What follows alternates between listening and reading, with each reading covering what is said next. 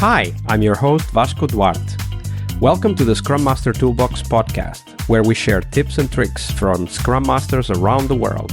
Every day, we bring you inspiring answers to important questions that all Scrum Masters face day after day. Hello, everybody. Welcome to our Team Tuesday. This week, we have with us Mike Richards. Hey, Mike. Welcome back. Hi, Vasco. Thank you, sir. Absolutely. We are here to talk about teams and how they sometimes create their own problems. But before we go there, what was the book that most inspired you in your career as a Scrum Master, Mike? Yeah, great question. Love suggesting books to others, and love hearing the suggestions on your podcast as well from others. One that I really enjoyed quite a bit and I use in my practice all the time is Radical Candor by Kim Scott. Really great book. The secret sort of in the message. It's in talking in candorous ways with your teams about not only good things that go on, but things that could use improvement. It really teaches the value of feedback and different ways to give it in a healthy way. And most importantly, how to foster a culture of feedback. So having a team that is comfortable and expected to encourage others to grow. And that's really, I think, a great way that they structured in that book on how to create that culture and not just yourself being good at feedback, but helping others be good at feedback as well. If when you read the book, is there something that stuck to your mind about how to help foster that culture of feedback, especially, of course, for us as Scrum Masters in the teams that we work with? Yeah, the first way to be able to get people comfortable with feedback is to ask for it and get it yourself, in sometimes maybe an aggressive way, and pinning people down and literally one-on-one saying, I really would like you to provide some constructive feedback for my practice. Maybe even something specific that you're looking to grow in. You can call out, say, hey, that last retro, it didn't go super great. I don't feel like I'm super strong in retros. Maybe what are some ways that you've seen those be successful in the past that I might be able to implement in my practice? And then actually doing it, actually doing something with that feedback that people provide you. So both asking for / strongly suggesting feedback from others, but actually doing something with it is a good way to make people see, oh, this isn't a bad thing. I can actually contribute positively to my environment, to the people I work with, by providing them safe feedback in a respectful but clear way. And it so often comes down to this idea of modeling the behavior, right? If you want to help others give and receive feedback, we have to first do it ourselves. We need to ask for it, and we need to also model how to receive it and act on it. There's a great lesson indeed. Radical Candor by Kim Scott. Yeah. And of course, all of this we do because we want to help our team succeed. But unfortunately, and despite our best efforts, perhaps even sometimes because of our best efforts, teams do get in trouble. So we want to explore one of those stories. Mike, share with us a story of a team. Tell us a little bit about the context and then walk us through what were those small behaviors or things they did that eventually escalated and created problems for the team.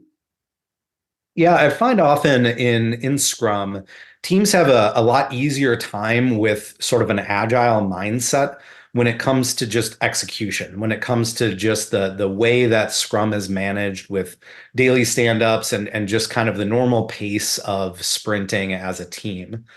But when it comes to applying an agile mindset to the process in which work is executed from start to finish, as well as it as a way of working in a large group, that is oftentimes a lot harder. So can you give an example of what that means? Yeah. So with that context, I had a team that had a mindset of this is how we've always done it. So it's something that people get stuck in, and that way that they've done it is they were paying lip service to Agile. They were doing 2-week sprints of work. They were meeting every day to talk about their status, but they weren't using what, in my opinion, Agile gives us strength, Scrum gives us strength, and that is in continuous improvement and looking at the ways that we do work. So they were very much stuck in a spot where it was a sprint organization where things would just be thrown over the wall for QA, and they would follow up the next sprint and test the things that the developers did the previous sprint. And it was just very messy. It was not a very effective way of doing work. So rather than analyzing that, it was just sort of, well, that's how we do things. That's how we've always done things is we develop work, QA tests it, and if that sprint of work is just a giant disaster, then that next sprint we're just kind of catching up and fixing things. And that was just the kind of accepted way that that team was doing work. So when I kind of came into that team and said, asked those inquisitive questions that I mentioned last week, or the last time, it became apparent that this team really needed to ask themselves some questions on how they do work and how they can improve. So came in there and did a lot of different retrospectives. I mentioned it, just kind of casually that I'm not very good at retrospectives. It's not where I'm super strong in. This is where I got better, and it was by analyzing that process and if it was actually delivering value back to the team in those retrospectives, that it helped me realize that there's different ways that you can do retros, different ways that you can get teams to grow from that feedback. And the team ultimately did realize that the way we were always doing things isn't always going to be the best. Can you give an example of that? Like, because I fully understand the idea of helping teams reflect, and eventually, hopefully, with repetition, they do get to a point where they go like, okay, now I understand what we need to improve. But can you give an example of how that realization happened for this particular team? Yeah, it's in showing them numbers. I'm a very analytical, logical person. I enjoy seeing statistics and data, and I feel like the people that are in software development and around software development have that sort of similar mindset where you can tell stories with data. And by showing teams that if we make changes to the ways that we do things, oftentimes the ideas that we have are going to turn out to be pretty good ones. Not all the time. We can't expect that we're always going to be coming up with genius ways to get better, to improve every single sprint. But on average, we're going to come up with pretty good ideas. And if we try them and can show in statistics that there's less defects, or our velocity is improving, or the percentage of stories that are being accepted the first time by our product owners is increasing, that shows the team that something's happening that's making that better. And let's look back at the changes that we've made and try and drill down into what changes we made that had those impacts. Absolutely. And this showing with numbers, or also, of course, with observations, numbers just happen to be easier to show black and white, right? Like it was 5 defects per sprint a month ago, and we're now down to 3 defects per sprint, right? Like that, those are very obvious. And showing these transitions, like what has changed, I think it's very important. And when you communicate to the team, whether it is with numbers or other observations, are there like some tips that you have for us on how to communicate those? Because sometimes, even though numbers are black and white, they can feel a little bit blamey as well, right? Yeah, I think they can for sure. And I think that that's something that when you are setting up a dashboard or a burn down chart or whatever it may be, that you're asking yourself, is this bias in some way? Is this bias toward my opinion on things? Is it biased toward me favoring maybe developers over quality engineers or what have you? So I think you always need to check and make sure that you're not bringing your personal bias into that data. But then the way that you can make it not blamey is it's a story. Data is a way to illustrate a story. It isn't just look at this chart and then you cross your arms and wait for everybody to applaud.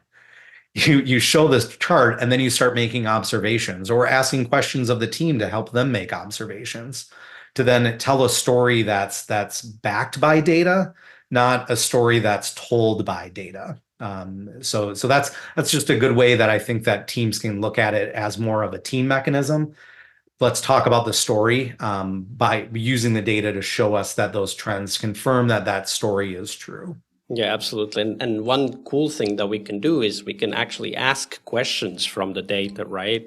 Like, have we been able to X, whatever that might be? And then we can look at the data. And of course, sometimes the data might be inconclusive, and it does happen. And then we can ask, okay, what data can we collect in order to be able to answer that question later, right? And that aspect of asking questions is also helping the team realize that they really can use data for their own benefit by answering those critical questions that they have.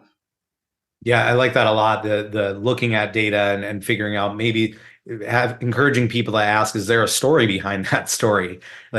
Sure, this data is showing a downward trend, but maybe this my spider sense is going off, and I don't really think that that's true. And digging into some different data elements. Yeah, I think that's a great point, Vasco. Thank you for sharing that, Mike. Yeah, my pleasure. Tuesday is Team Day here on the Scrum Master Toolbox podcast. But tomorrow we talk about something that goes beyond the work we do with the teams. We will talk about how to lead change and what our guests have learned from leading and participating in change programs during their career. See you tomorrow. We really hope you liked our show. And if you did, why not rate this podcast on Stitcher or iTunes? Share this podcast and let other Scrum Masters know about this valuable resource for their work. Remember that sharing is caring.